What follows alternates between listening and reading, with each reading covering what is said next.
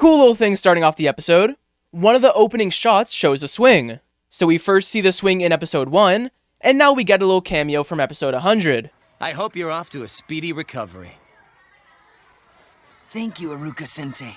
It's kind of weird, but Iruka did probably teach Lee at some point in the academy. We always associate him with Naruto, but he also did teach, like, everyone else. To activate all of his cells at once. If it were just one by one, it'd be a snap, but all of them together. That'll be tough. Okay, so it's never specified why this would actually be challenging, at least to my knowledge. So let's theorize. My theory is that if it was activating cells one by one, then it means there would be no real danger behind it. She could just theoretically go at it until she's activated all the cells. But since she would have to activate all of them at the same time, then it means there's no room for error. And while failing to activate the cells technically wouldn't have any real harm to the 50-50%, it also wouldn't benefit its odds, which is its entire goal. So this moment not only shows Tsunade's kind of working like crazy for a genin, it also shows she really wants to pull this off, further showing how far her character has come.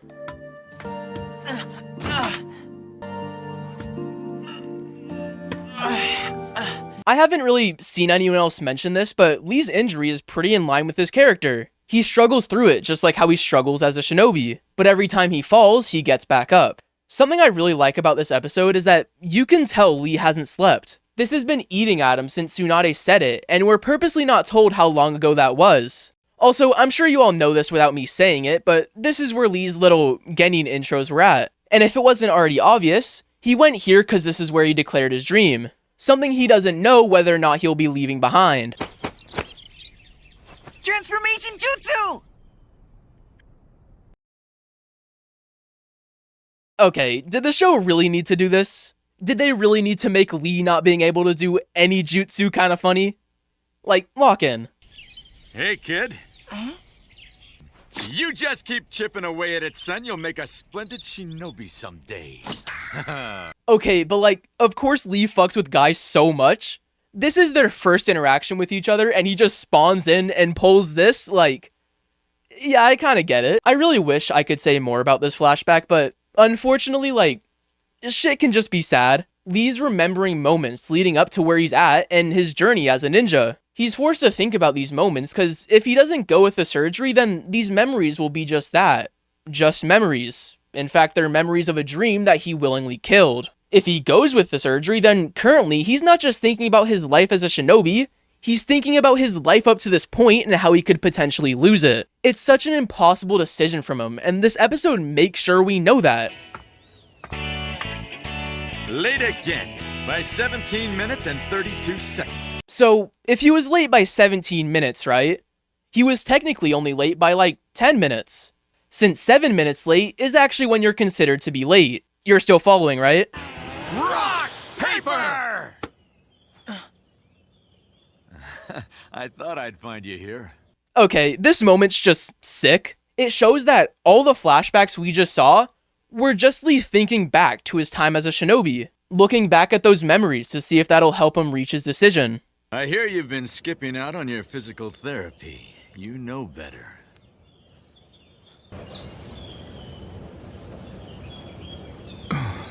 A big chunk of this episode is just sad, so I might as well get into something like this too. Guy doesn't know Lee's reaction, so he's trying to gauge it. He's clearly worried about him, but he wanted to strike up a conversation the same confident way he always does, just to see Lee's reaction. And as you can see, Guy drops the act immediately after this, and drops one of the hardest hitting messages so far. Transform! What? What is this shot? It's implying Lee is in this group, but he's just like, nowhere to be found? So where the hell is he? I guess a better question is like, why did these two turn into a log and a rock? This time, even if I believe in myself and try as hard as I can, it will not make the slightest difference. Guy Sensei, please tell me what to do. Lee is so clearly lost in this moment, and last time he was lost and didn't have any confidence, Guy picked him up and taught him to believe in himself. So right here, he's asking for help again. He doesn't know what to do. And it's sometimes really hard to realize that these are still children in these situations. Lee is only 13, so of course he's asking for guidance. You feel for both Guy and Lee, because they're both struggling here. Lee is currently having to basically choose which is more important, his dream or his life. And Guy's having to see this person he sees himself in battle with this idea. It just makes for a really sad moment, but a super powerful response as well. What do I do? That means everything to me! I think one of the saddest parts about this scene is the fact that Guy doesn't initially have an answer. He knows that logically Lee shouldn't get the surgery, and he knows that, as his role of teacher, he should tell him what's smartest for Lee's future, but he sees himself so much in Lee. They're so similar conceptually, and the show has done everything it can to get that across to us. So now, Guy has to choose between encouraging Lee to do the right thing and protect his health, or encouraging Lee to go with his heart and risk it all for his dream. And, oh my god, I'm gonna have a stupid amount of stuff to say about Guy's response, so get ready. And yeah, on that note, did you notice there's like a bear thing on this building? That's kinda cool. The two of us have a lot in common, Lee. Without our ninja way to guide us, you and I would never survive. Okay, so I might as well mention this now because I'll probably never get the chance. This whole 50-50 on the surgery plays perfectly into Lee as a character. And his ninja way actually shows why he ends up getting the surgery. What's his ninja way? What's his dream? He wants to show everyone he can be great, even without ninjutsu or genjutsu. If you simplify that, his dream is to show that he can be successful even with the odds stacked up against him. The surgery is currently a 50-50 chance, and Tsunade suggesting that he gives up on his dreams further shows that the odds aren't super favorable. So just like as a shinobi, the odds are technically stacked against him. And since his dream is to show everyone he can beat the odds, he goes through with the surgery. Cause his ninja way is all about succeeding even though his back's up against the wall. And since this surgery is technically no different, he over time realizes that, and decided he's gonna approach it the same way. And it's cool cause he gets the surgery cause he wants to achieve his dream no matter what. But the nature of his dream is one of the only reasons he actually has the guts to get the surgery in the first place. Get the operation, Lee. What Guy says here is not at all rational, and not what a teacher should tell their student, but that's the beauty of it. Their reactions are flawed and based off what they're feeling, versus based off proper assessment of the situation. Him and Lee are both flawed characters, driven by their dreams and hellbent on achieving them. So in a twisted way, risking their life for their dream is always rational, cause their dream means that much to them. Cause Guy's doing what's best for Lee, and since their similarities are so clear to him, he knows what Lee should do, cause he knows what he would do. Without their ninja way, they're nothing, so you either die with it, or become nothing without it. But with so many different types of cells, skin, internal, muscular, to activate them all at once, it's gonna be a bit difficult. Okay, Dr. Me is on lock. Watch this. Simple way to make this not difficult. Get like 5 different people, all activating one specific type of cell, and then they can just focus all their energy on one type of cell, instead of one person being focused on all the cells. Seems pretty easy, right?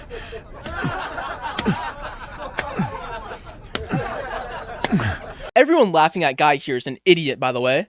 Canonically, in like 3 years, or maybe more, I don't know, he goes toe-to-toe and low-key beats the shit out of Rinnegan-wielding, Ten-Tails, prime ass-kicking Jinchuriki Madara. I'm dying on this hill too, because these people are actually dumb. Hey, look at this guy walking on his hands.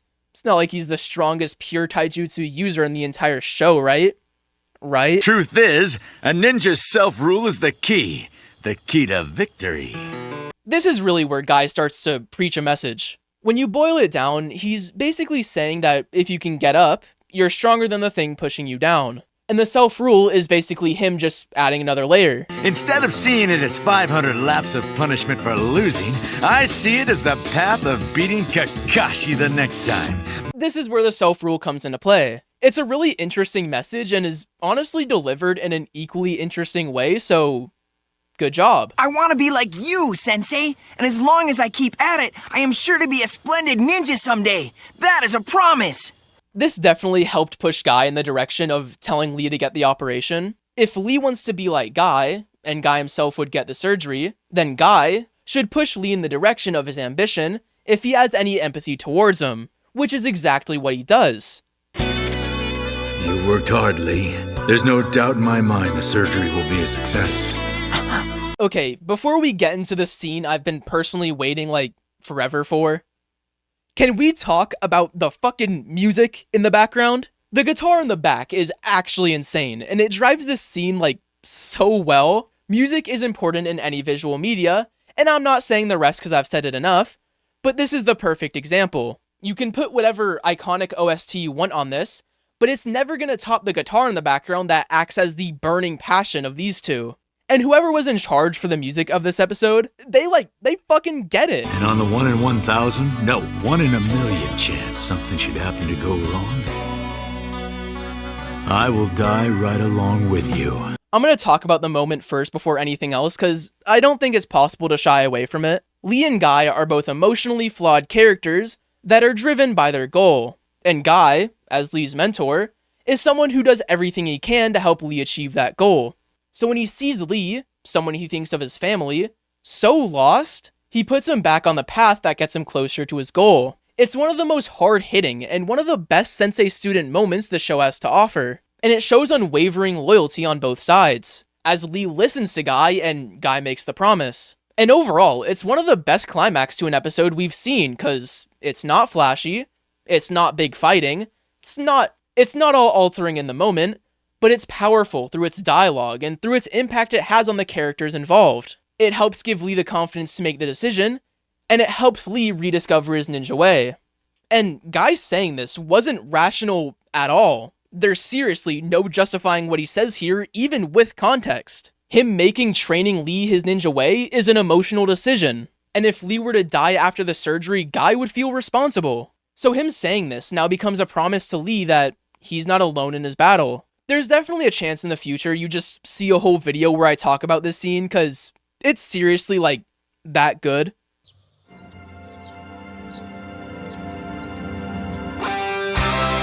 Lady Tsunade. And this is just such a good, heartfelt moment to end off the episode. I could so easily be a dick here and be like, oh, how is it now 58%? What's the actual explanation? But honestly, I'm good. The whole point is that we don't know, and that this arc is just finally wrapped up. This moment here makes Tsunade feel like a Hokage. It shows she's working for the people in her village, and it cuts to her inauguration right after. Like, it's kinda just too perfect. From this day on, I shall protect the Hidden Leaf Village as the 5th Hokage! And this might just be the perfect line to end off the arc. We've gone through so much in these 20 episodes, and this being the last line signals for hope going forward. Okay, so usually at the end of arcs I give my opinion on it, and honestly I might as well here. And first off, I should say that, unlike last time, I actually wrote stuff down for this. Search for Tsunade as an arc is a bounce back arc flipped on its head. And what I mean by that is that the Chunin exams left the Leaf in a mess. This arc is meant to fix that mess, but instead of going at it bit by bit, little by little, it takes us on an absolute roller coaster. We have to search for a new Hokage, except Itachi Uchiha decided to pose a threat to Naruto, not only setting up the Akatsuki going forward, but also letting the viewers know that even though we've escaped a global conflict, there's still threats to our characters. And then now that Itachi is gone, you think all the conflict is gone. Except now, Tsunade denounces Hokage and Orochimaru seeks her out. Tsunade does a lot of growing in this arc, mainly thanks to Naruto. But Tsunade's character arc on its own feels like another huge roller coaster because it deals with her having to make a tough decision. After she has a really good character moment, we now have a huge conflict with the three-way deadlock. And once that subsides and they're back in the Leaf with Tsunade, surely everything's fine, right? You'd think so, but the show decides to say, fuck no. Now Lee has to make an impossible decision with this surgery. Like, it's got so many ups and downs with the conflict and resolution, while always keeping the viewer on edge. There's not a whole lot of animes that can really do that like this. And that's not like to spread hate to other animes, it's just saying that Search for Tsunade is entirely unique. Some of the best characters in Naruto are introduced, like Itachi, Tauntaun, and Tsunade. Tsunade specifically has some of the most powerful growth in the entire show. Starting off as a shell of her previous self and denouncing Hokage, to leaving the arc as someone who's working to fulfill the dream of a hopeful genin, and someone who proudly stands on top of the Hokage office, announcing herself as someone that will protect the Leaf as their Hokage. Naruto also learns so much in this arc. He stands on his beliefs and learns one of the most iconic jutsu in the entire show. Like, seriously, this arc is amazing. I'm not gonna say it's perfect by any means, but it's amazing. And yeah, those are my thoughts. Hopefully they made sense. And might as well talk about the episode now. To be perfectly honest, I said pretty much everything I wanted to say about this episode. It's super powerful. Lee is struggling with this decision he has to make, and by the end of it, he's made his decision proudly. And for episode 100, it doesn't disappoint. Although I do think it's kind of funny that Naruto has like only one line in the entire episode. Like Tauntaun gets more screen time than Naruto in this episode, and that is not a joke. But yeah, it's a perfect end to the arc like I said. If you want to support me more than just watching this video, you can become a member on Patreon. And yeah, next episode, the battle begins. Naruto vs Sasuke. Wonder what this episode's about. I think Tauntaun's gonna fucking fight Shizune or something. Like, the fuck?